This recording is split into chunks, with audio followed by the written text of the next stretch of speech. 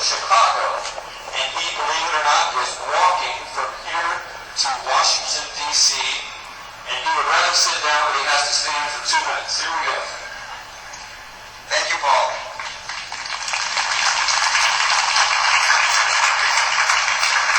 Thank you very much. This is such a beautiful town, and what a wonderful orchestra and music. I think I might just stop. But seriously, thank you, Paul. I'm walking from Chicago to Washington, D.C. for healthcare reform. It's an independent walk. I have some friends in Mission Control in Chicago helping to organize, but I'm not with any organization. And it's not any particular policy or particular legislative act.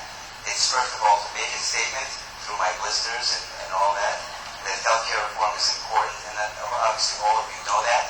And it's about freedom, and as we approach July 4th, I think it's an integral part of American freedom to have healthcare for all. The second thing that I'm doing, and the reason why I appreciate the introduction, is I'm getting the voice of real people as I go across 700 miles to Washington, D.C.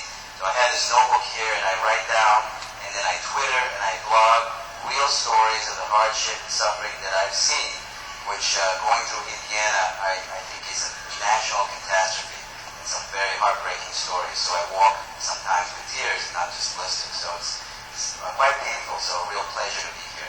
So at 9 a.m. tomorrow, I'd like to learn your stories, and if you're so inclined, I'll be at the Fountain Inn, just in front of the Fountain Inn, right next to the park at 9 a.m. And I think I'm going to see the parade. I think that sounds exciting. But at 9 a.m., I'll be there.